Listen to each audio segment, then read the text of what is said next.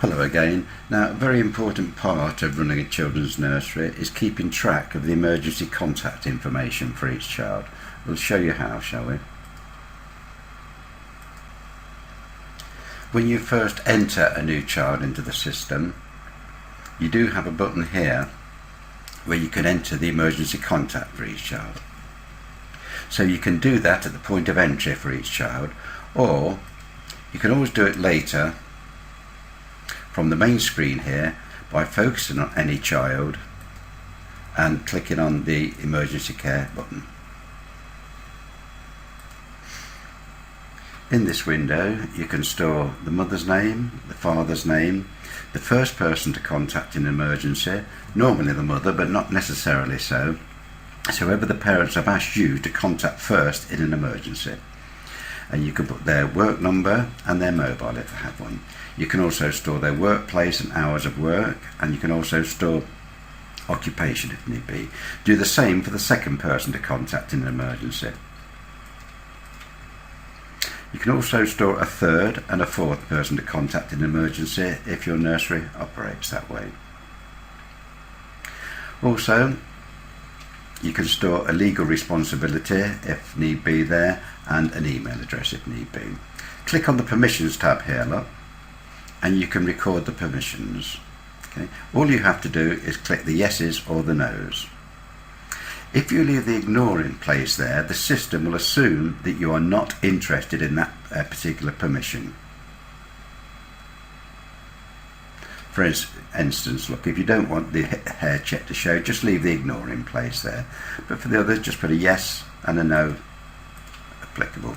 You can also store, look, ethnicity and religion if need be, you don't have to, and the child's first language.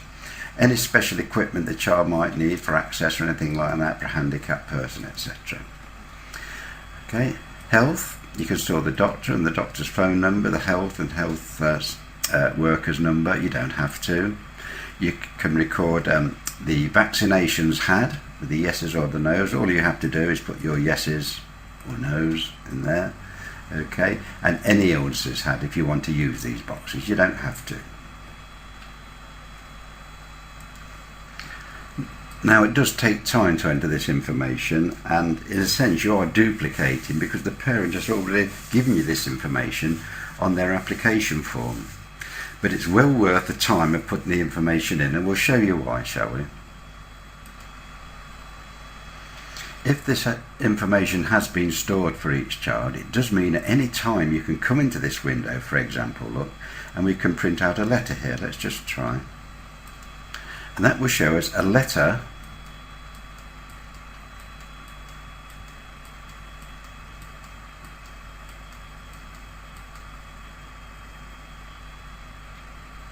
and then on the second page you will see all the information that we already hold on each child.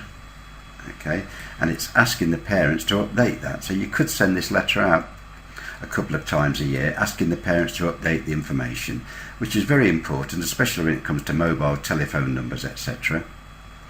Okay, if I flick through now, look, you'll see that we're printing a letter now for each child in the system.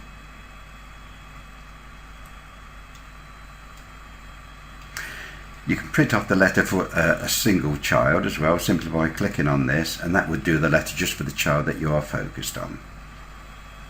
And there's the information you already hold on the child. It's asking the parents to update it occasionally. So it's well worth putting that information in. It also means too that we can click on this button at any time.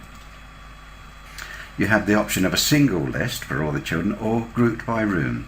Now, grouped by room is very good. Look, let's have a look. It means now, look, we can have a list of all that information with a page for each room or group in the nursery.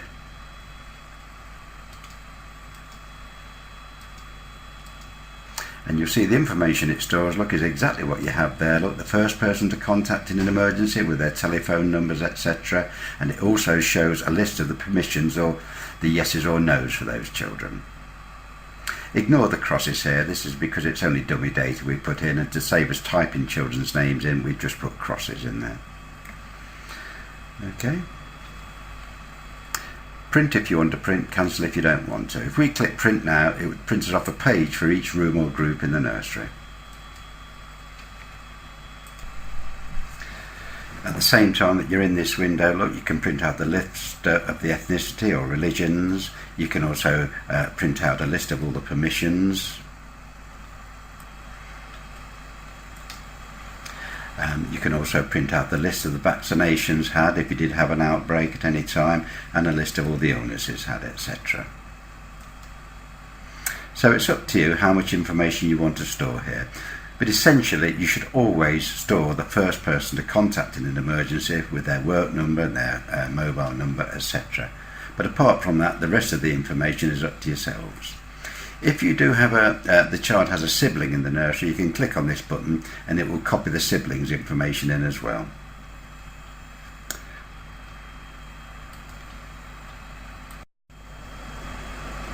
If there's any special care for that child that the staff would need alerting to, once again, look, you can click on the special care button here, and here, look, you can have enter the information. There's one list for the cook, so that could be to do with dietary, etc., and there's another list for the room staff. You can also record, look, the preferred drink and a sleep time if need be. If you put a preferred drink and a sleep time, they will both show on registers when you come to print the registers.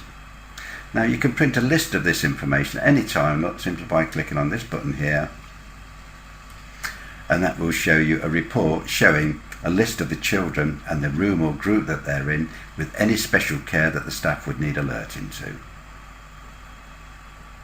Print if you want to print, cancel if you don't want to. And you can do the same, you can print out a list for the cook.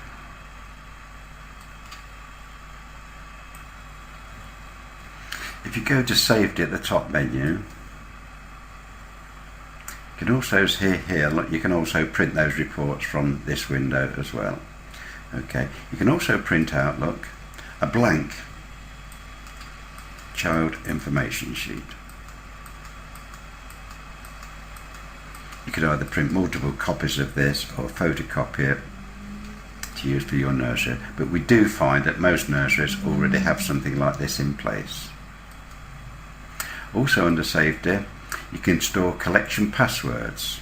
Okay, we'll ask you for your password first because only a controller can enter this window, and you can enter collection passwords here and print out lists of those collection passwords at any time.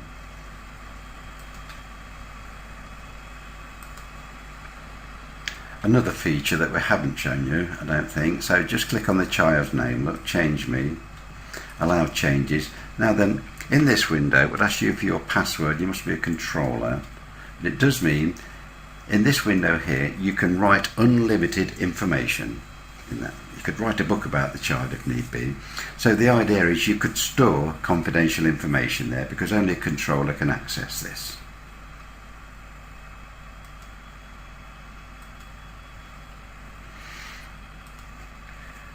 So you can see it is well worth the time of putting that information into the system, because it does mean that once again with the click of a button you've got that information and you can send letters to the parents asking them to update it. Thank you for watching this video clip.